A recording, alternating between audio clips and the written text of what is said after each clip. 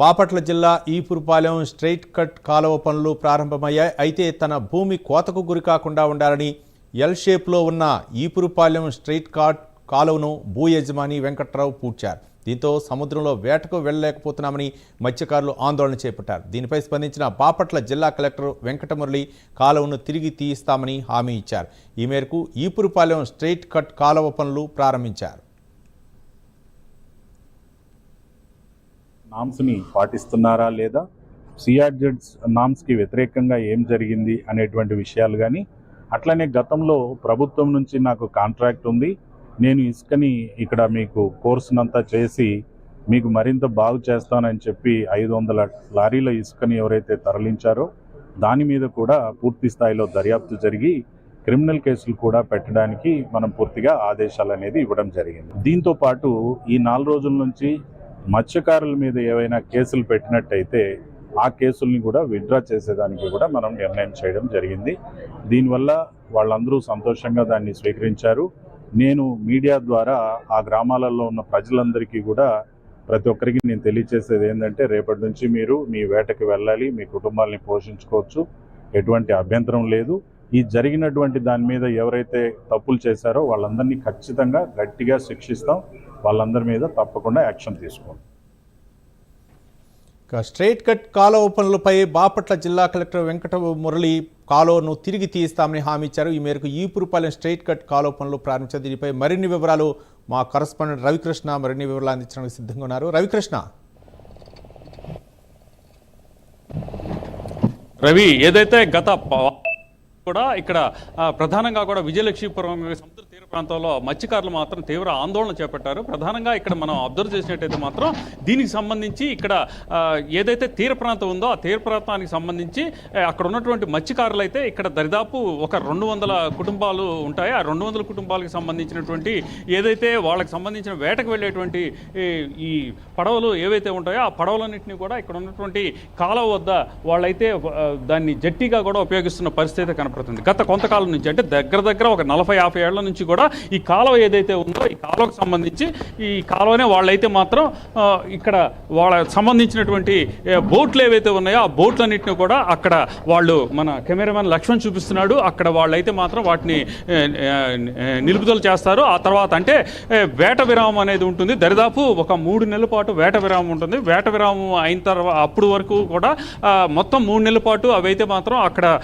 లంగరేసి ఉండేటువంటి పరిస్థితి అయితే ఉంటుంది. అటువంటిది గతంలో అయితే ఇక్కడ ఇప్పుడు మనకి విజువల్స్లో కనపడుతున్నట్లు ఈ కాలువ ఏదైతే ఉందో ఈ కాలువ అయితే మాత్రం ఇప్పుడైతే సముద్రంలోకి స్ట్రైట్గా అయితే పెట్టారు. ఈ స్ట్రైట్గా అయితే లేదు. ప్రధానంగా ఈ స్ట్రైట్గా ఉంటే మాత్రం బోట్లు ఏవైతే ఉన్నాయో బోట్లకు తీవ్ర ఇబ్బంది కలుగుతుందని వాళ్ళైతే చెప్తున్న పరిస్థితి అయితే ఉంది. ప్రధానంగా ఇక్కడ మనం అబ్జర్వ్ చేసినట్టయితే మాత్రం దీనికి సంబంధించి ఈ మనకి ఇక్కడ కనపడుతూ ఉంది. అక్కడ దీనికి సంబంధించిన ఒక షామియానా దగ్గరే ప్రధానంగా కూడా ఇక్కడ మత్స్యకారులు, అంటే 200 కుటుంబాలకు సంబంధించిన మత్స్యకారులు ఎవరైతే ఉన్నారో ఆ మత్స్యకారులు ఇక్కడికి వచ్చి నిరసనలు తెలియజేశారు. ప్రధానంగా అక్కడ నుంచే కాలువ ఎల్ షేప్లో, అంటే ఇప్పుడు మనకి స్ట్రైట్గా ఉన్నదాన్ని ఎల్ షేప్లో తీసుకు వెళ్ళేటువంటి పరిస్థితి అయితే ఉంటుంది. అలా అయినట్టయితే మాత్రం తమ పడవలకు సంబంధించి ఎటువంటి ఇబ్బందులు ఉండదని వాళ్ళైతే తెలియజేస్తున్న పరిస్థితి అయితే కనపడుతుంది. దీని మీద మనకు తెలియజేయడానికి ఇక్కడ ఉన్నటువంటి మత్స్యకారులు ఉన్నారు.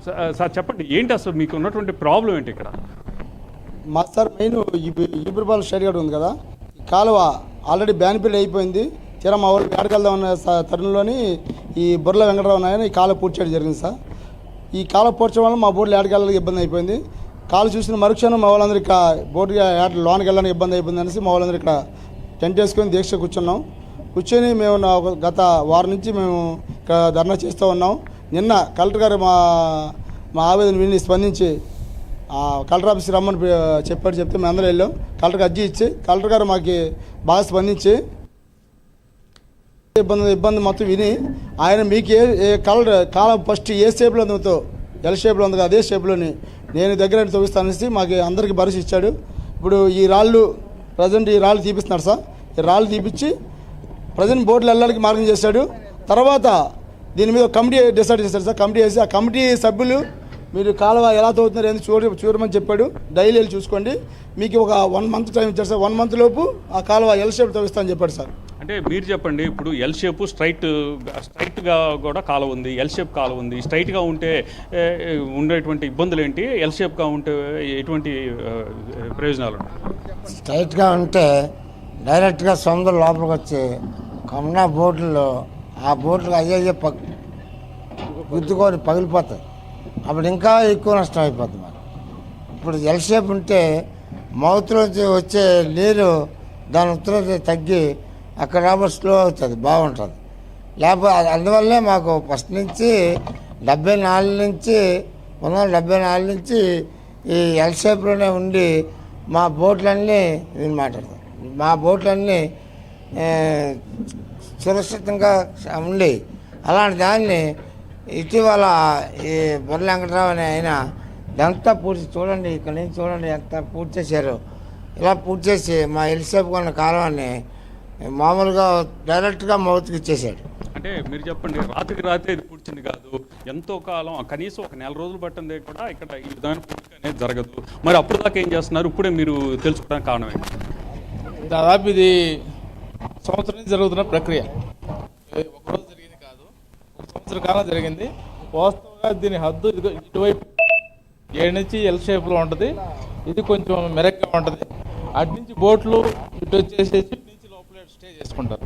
ఇక్కడ నిలుపుకోవడం వల్ల ఇప్పుడు మా సర్పంచ్ గారు చెప్పినట్టుగా ఏంటంటే, ఈ అలలు ఏదైతే ఉందో అలలు వచ్చినప్పుడు నేరుగా అటు బోట్ని ఎఫెక్ట్ కాకుండా ఈ అడ్డు ఉండటం వల్ల, ఈ ఎల్ షేప్లో ఉండటం వల్ల నేరుగా అలలు బోట్లను టచ్ చేయకపోవడం బోట్లు నష్టపోవచ్చు. అయితే వీళ్ళు ఏం చేశారంటే, ఇక్కడ ఈ రూమ్ కట్టిన తర్వాత ఇక్కడ ఉన్న పెద్ద పెద్ద రాజకీయ నాయకులు పలుకుబడితోటి వాళ్ళ సపోర్ట్ తోటి దాదాపు వీళ్ళందరూ పట్టాలు కూడా ఆన్లైన్లో ఎక్కించుకుంది. 1 సంవత్సరం కాలం మొన్న కూటమి ప్రభుత్వ అధికారంలోకి వచ్చిన తర్వాత ఈ మొత్తం భూములు మొత్తం ఆన్లైన్ ఎక్కించుకొని దీన్ని క్రమంగా పొడచడం కోసం ప్రయత్నం చేశారు. ముందు ఆ హద్దు ఏదైతే ఉందో, ఆ రాళ్ళు వేసిన హద్దు ఏదైతే ఉందో, ఇది ఇక్కడ కోలు రాళ్ళ హద్దు ఏదైతే ఉందో అది పూర్తి చేశారు, అవతల వైపు పూర్తి చేశారు, అది మొత్తం పూర్తి చేశారు. ఆ తర్వాత ఈ 2-3 నెలల కాలంలో, 5-6 నెలల కాలంలో ఇది మొత్తం ఇసుక ఒక విధంగా మిషన్లు తీసుకొచ్చేసి తోడేసి మొత్తం సదనం చేసిన పరిస్థితి. అది కానీ సుదీర్ఘకాలం పాటు కొంతకాలం 1 సంవత్సరం నుంచి వాళ్ళందరూ ప్రభుత్వం యొక్క సపోర్ట్, దీంట్లో అధికారులకు తెలుసు, అందరికి కలెక్టర్ గారికి తెలుసు, అందరికి తెలిసి జరిగినట్టు ఇది విధ్వంసం. అందుకని ఇది తాత్కాలికంగా ఇప్పుడు ఏంటంటే ఇది ఈ ఏదైతే ఇప్పుడు వేటకి ఆటంకం ఉందో దీన్ని తొలగించే పని చేస్తున్నారో, 1 నెలలో కమిటీ వేసేసి ఈ భూములు మొత్తం సర్వే చేసి దాన్ని పూర్తి యథాస్థితి స్థానాన్ని తీసుకొస్తానని చెప్పి నేను కలెక్టర్ గారు హామీ ఇచ్చాడు. ఇది చిత్తశుద్ధితోటి చేయాల్సిన పని. ఖచ్చితంగా అధికారులు ఈ దాదాపు 12,000 మంది మత్స్యకారుల యొక్క కుటుంబాల యొక్క జీవనాన్ని దృష్టిలో పెట్టుకొని న్యాయబద్ధంగా విచారణ జరపాలి. ఎలాంటి విచారణలో లోపభూయిష్టంగా ఉంటే ఈ ఆందోళన మళ్ళీ తిరిగి పునరావృతం అవుతుంది, మత్స్యకారులు తిరిగి ఆందోళన చేస్తారని చెప్పి కూడా మేము ఈ సందర్భంగా ప్రభుత్వానికి అధికారులు కూడా హెచ్చరిక తెలియజేస్తాం. అంటే మీరు చెప్పండి, ఇప్పుడు ప్రజెంట్ పొజిషన్ ఎలా ఉంది, ఇక్కడ వర్క్స్ జరుగుతున్నట్టున్నాయి కదా, అది ఎంతవరకు వస్తుంది? ప్రజెంట్ అయితే కలెక్టర్ గారి ఆదేశాల మేరకు వర్క్ జరుగుతుందండి. అయితే మేము కోరుకున్నది ఒకటే సార్, వర్క్ జరగడం కాకుండా మాకు కావలసిన ఎల్ షేప్లో పూర్వం 1974లో ఏ విధంగా అయితే ఎల్ షేప్ ఉందో అదే విధంగా పునరావృతం చేసి మాకు అందజేయవలసిందిగా ప్రభుత్వం వారిని, అలాగే మన సదరు కలెక్టర్ గారిని కూడా కోరుతున్నాం. మేము కోరేది ఒకటే సార్, మాకు ఇక్కడ పీడబ్ల్యూడి అలాగే ఇరిగేషను అలాగే డ్రైనేజ్ సంబంధించిన ఈ కాలువ అనేది 1974 నుంచి ఉంది సార్. ఈ విషయంలోని మాకు రావాల్సిన ఈ పీడబ్ల్యూడి ల్యాండ్ మాత్రం పూర్తిగా దర్యాప్తు చేయించి విఆర్ఓ తర్వాత ఆర్డీఓ గారు అలాగే కమిటీ వేశారు సార్. ఈ కమిటీలో అందరూ కూడా పాల్గొని మాకు కావాల్సిన ల్యాండ్ ఒక అంగుళం కూడా వేరే వాళ్ళకి లేకుండా, వేరే వాళ్ళ ల్యాండ్ మాకు వద్దండి, మా ల్యాండ్ వరకు మాకు ఎంతవరకు ఉందో దాంట్లోనే ఎల్ షేప్లో మాకు కాలువ తవ్వించి మా కలెక్టర్ గారు నేను ఆదేశాల మేరకు చేస్తారని మేము నమ్ముతున్నాం సార్. ఒకవేళ అలా అంటే ప్రధానంగా కూడా వాడు చెప్తుంది ఒకటే, ఏదైతే గతంలో ఏ మేరకు 1974లో ఏ మేరకు ఎల్ షేప్లో ఉన్నటువంటి కాలువ ఏదైతే ఉందో దాన్నే పునరావృతం చేయాలని చెప్పి కోరుకుంటూ ఉన్నారు. ఒకవేళ కనుక అలా చేయకపోతే మాత్రం తిరిగి ఈ ఉద్యమాన్ని మరింత ఉధృతం చేస్తామని చెబుతున్నారు. ఇది దగ్గర 12,000 కుటుంబాలు, 2,000 బోట్లకు సంబంధించిన అంశంగా కూడా వాళ్ళు చెబుతున్న పరిస్థితి అయితే కనపడుతుంది. Right, thank you.